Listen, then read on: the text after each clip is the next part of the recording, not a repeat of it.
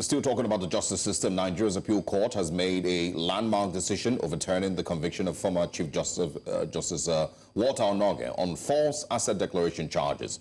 This ruling effectively reverses the 2019 verdict by the Code of Conduct Tribunal, bringing closure to a highly publicized and contentious trial.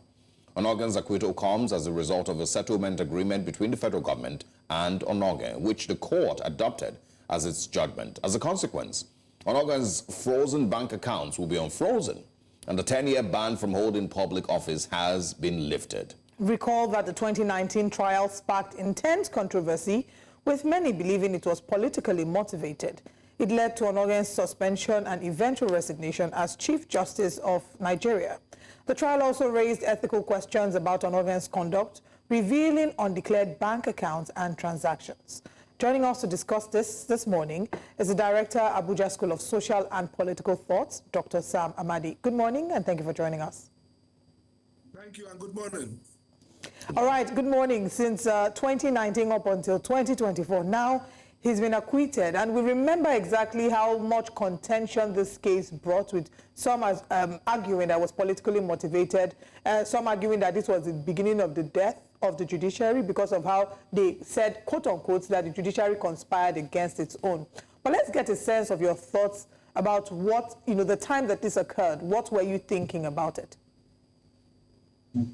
Well, I think during that period, I actually wrote to say that it was a dark time for the judiciary. First, it was politically contrived. I mean, there were some reports of DSS undercover work that perhaps saw some kind of connection between the then CJN and assumed allies of Atiku Abubakar. I was a preemptive strike to take him out because the election would definitely go into some kind of, as usual, going into litigation.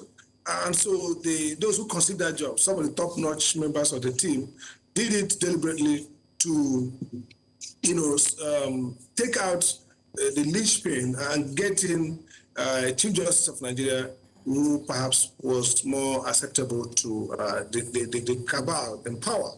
The other aspect of it was that the setup for, first there was a code of conduct, some infraction perhaps there were, but then they went through a very rigged and disgraceful procedure. The code of conduct manned by a low-level officer, just a management staff, an administrative tribunal, purported to issue ex parte order, ex parte, uncontested, directing the president to remove a chief justice. It was the worst period of Nigerian judicial history. I can tell you that for free.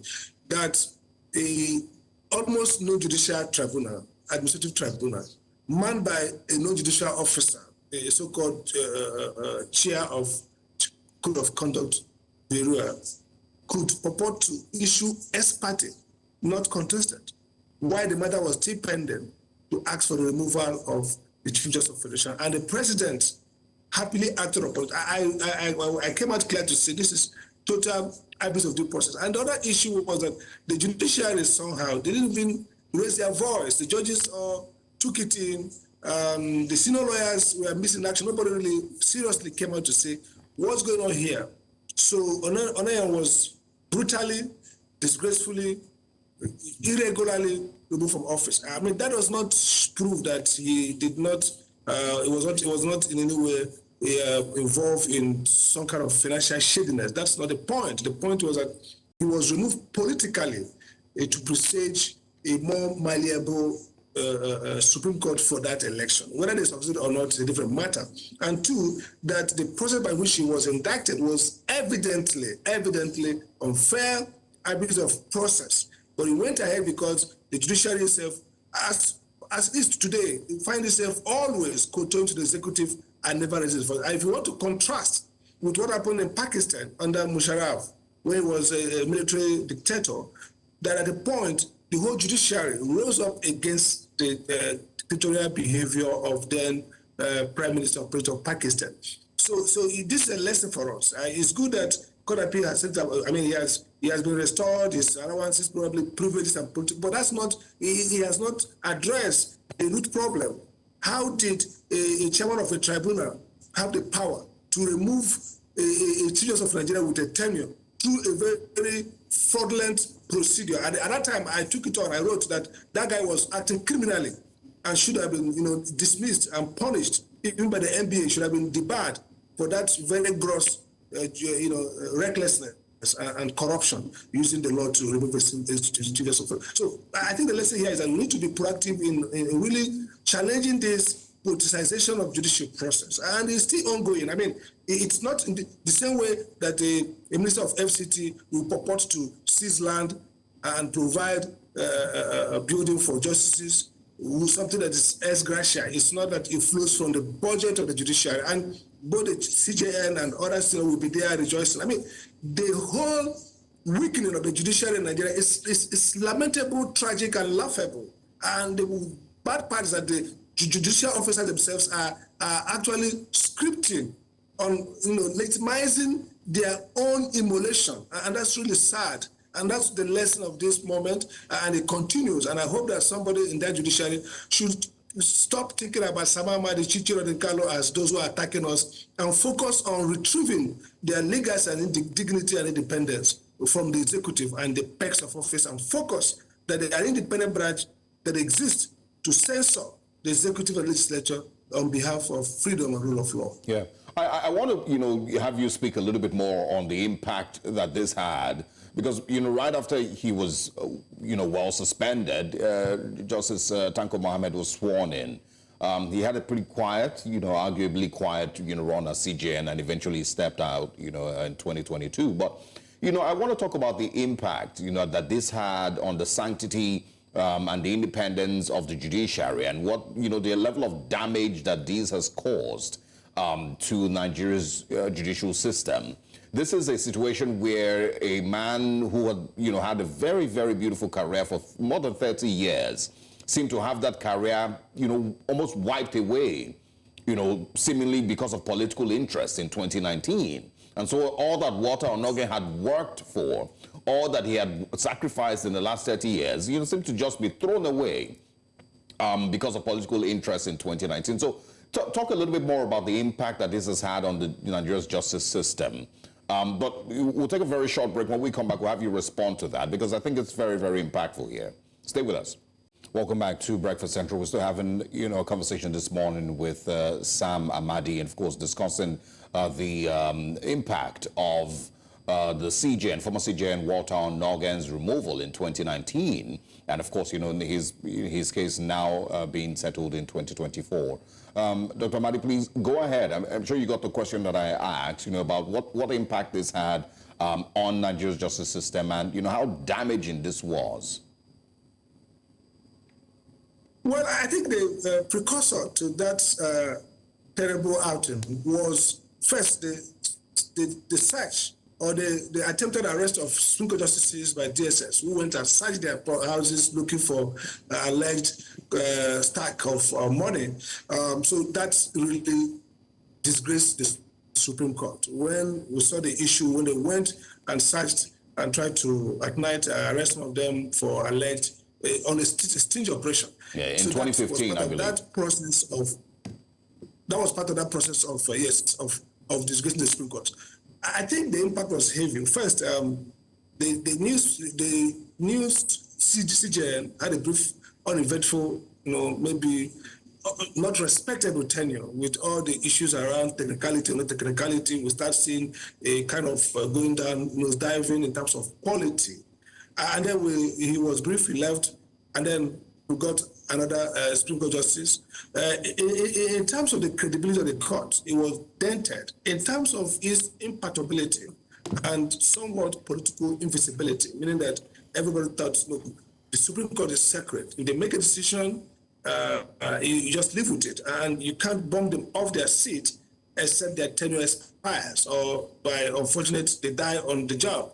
But that myth, if you like, myth of the Supreme Court was removed. So the mythology around judges being gods, sitting there in their glory, wisdom, political neutrality, was also damaged. And we now begin to see that politicians can actually construct their own court as they like. And maybe we saw the kind of decisions that are coming down at the Supreme Court, Imo State, the Senate President Ababio's case, and several other cases, Lawan case, that many analysts begin to think perhaps some of these cases are now either directly politically procured or somewhat in deference to political authority. So the moment you begin to make the Supreme Court live in fear of political repercussion, then you are removing that independence and courage. So they are going to be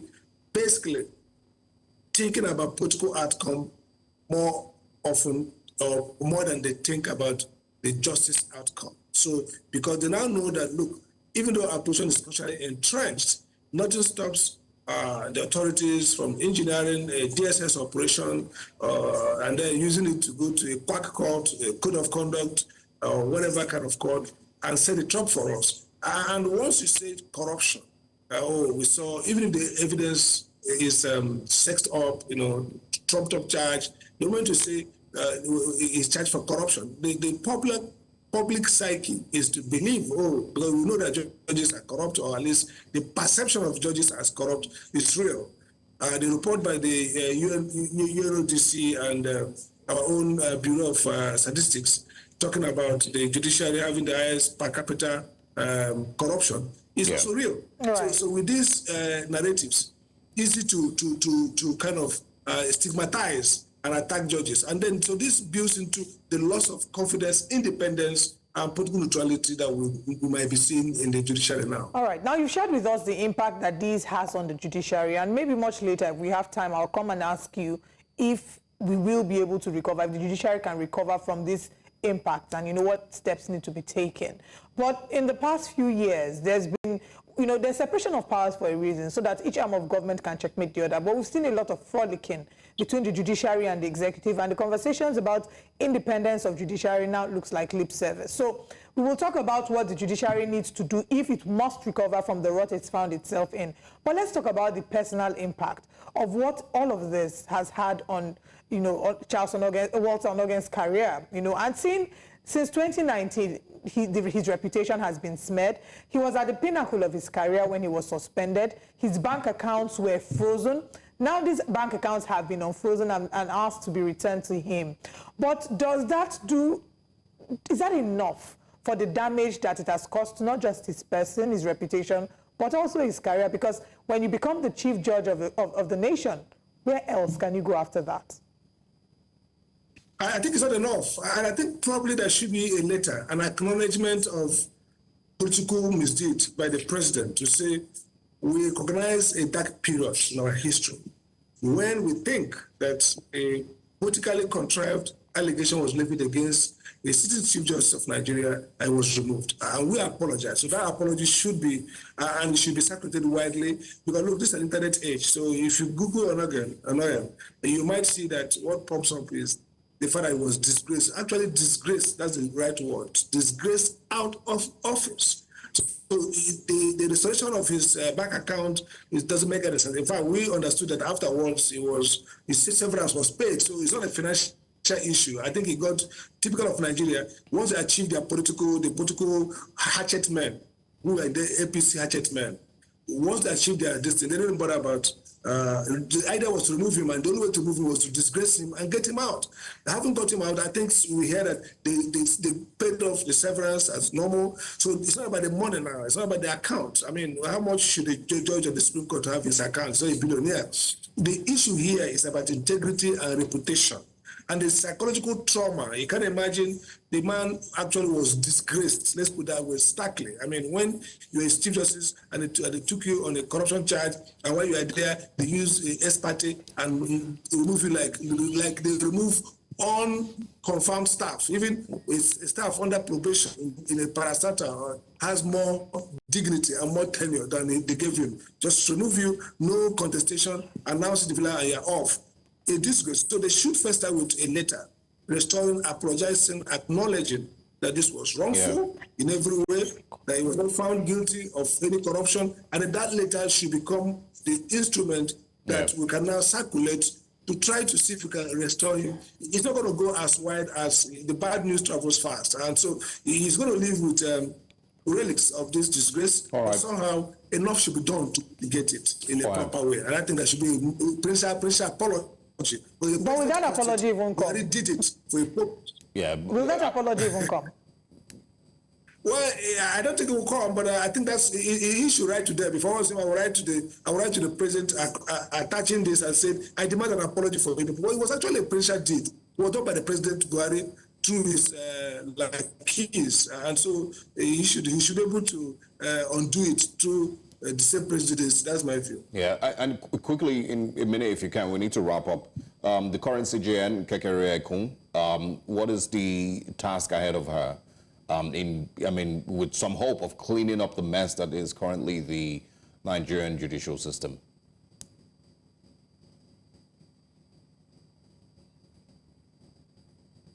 I think the first step should be to withdraw herself from those cabals. I don't think she's doing that enough. She has to take herself away from these politicians whose job is to find a way to put the Supreme Court, the judges in their pocket. She has to make a choice that she wants to defend the integrity of judicial process and judicial craft. And first step is withdraw from this. You're not a politician, Mr. Chief Justice of Nigeria, respected Honorable Chief Justice. You're not a politician. You don't need to attend their so-called celebrations, groundbreaking. The groundbreaking ceremony is not a judicial ceremony. The Chief Justice's job as a head of the judiciary in administrative sense is not to go with government officials anywhere. Yeah. Her job is not just leading the Supreme Court team, is also to lead in administration of justice. So I think, given our history, the Supreme Court, the new CJN should pledge not to be involved with politicians in any way. During the annual bar week or issues around commencement of the year, it should only judges and lawyers. Keep politicians away. They are destroying this profession. Don't go with them anywhere. Let them keep their house and cars. Let the judiciary budget for judges what should make judges comfortable to do the work. Judges are not billionaires. Judges ought to just be professionals who are dedicated to justice and who live well, just like any other professional lives well. That should be her mantra. But so far, not so good. All right. Dr. Sam Amadi, there's too many little details, surrounding this conversation where I think we'll probably just squeeze in a few more minutes. Let's take a very short break. And when we come back, we'll get back to you and wrap up the conversation. Stay with us. Welcome back to Breakfast Central. And if you're just joining us, we've been having a conversation about the Walter Onnoghen case and how it's been resolved and what the impact of that is on Nigeria's judiciary as well as on his personal career. We're joined by Dr. Sam Amadi. Thank you very much for staying with us. Now, before we went on that break, the conversation was more in line with what steps the judiciary will need to take to be able to cleanse itself of the rot, particularly looking at Justice Kekere Ekun, who has been criticized for being at the groundbreaking ceremony that happened in Abuja. So talk to us about what she will need to do and the work that lies ahead for her. Well, I think there are three aspects of the work. One is jurisprudential, heading the court, which is our primary area. I think there's need for, if you look at the electoral cases, there's need now for her and her colleagues to now consider the jurisprudence of the court. First, is the court going to be intrusive in politics? There's some disarray in judicial jurisprudence. If you look at cases that the Supreme Court have handled, sometimes they do the reference to political authority. Sometimes they indicate that the court will intervene and sort out things where the political machine doesn't work well. So there need to be clarity and consistency in saying this is the democratic theory about elections, which is to restore the power to voters and to intervene where political elites have ganged up to obstruct the effective working of the judicial process, the electoral process. And they can borrow from the U.S. Supreme Court. I've always said that there's a deep line irony or deep line inconsistency about our jurisprudence. Our court system is based on the British somewhat because of our history, our common law, but our constitutional framework is American. And some argument has been that our constitutional jurisprudence should follow the American constitutional jurisprudence because we run the same constitution, which is that the power of judicial review will be exercised to stop political elites from blocking the workings of the ballot box. So if you look at that case around IRF transmission, they should do that. Secondly, she has to also withdraw the judiciary from too much interface with the executive branch. They say unequally, don't be unequally yoked. And they say bad accession corrupts manners. Good manners, the judiciary, the judges should not, good manners, they should be cohorting with the politicians. For example, if you appoint people to judicial office, there's going to be a celebration. There should be a central judicial celebration for all those appointed. Not that the state governors will go and hold a big party and spend so much money to receive their daughter or son who has been appointed a Court of Appeal Justice, Speaker of Justice, as we saw in this last wave. That's corrupting. And then they spend public resources, and we don't know what transactions go on there. Or in the case where the last Speaker of Justice, CJN, went to a party with the governor of Rivers and then governor for Oyo and says, oh, my governor, you are in good company, two of you are in good company. When cases against these people are pending. So those all right. That perception of partiality and complicity is bad for justice. So many examples can be raised, and you've started with some of them. They would even talk about, a CJN feeling obliged to go to iftar with the president, and what this might look like. There really needs to be no more fraternizing between the judiciary and the executive. There needs to be a real separation of power so that there can be check and balance. Thank you so much for joining us, Dr. Sam Amadi. Absolutely. All right.